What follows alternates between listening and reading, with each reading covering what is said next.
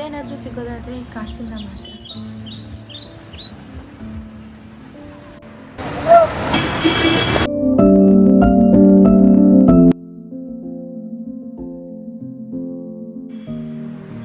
ಕಳ್ಳ ಕೈ ಮಾರೋನ್ಗೆ ಕೆಲಸ ಇಲ್ಲ, ಇನ್ನು ಅವ್ನು ನನಗೆ ಕೆಲಸ ಕೊಡ್ತಾನ? ಮೈಸೂರಿಗೆ ಹೊಸಬ್ರು ಅಂತೀರಾ, ಯಾರು ಫ್ರೆಂಡ್ಸ್ ಇಲ್ಲ ಅಂತೀರಾ, ಇವಾಗ ನೋಡಿದ್ರೆ ಯಾಕೆ ಬೈಕ್ ಇಸ್ಕೊಂಡು ಬಂದಿದ್ದೀರಾ?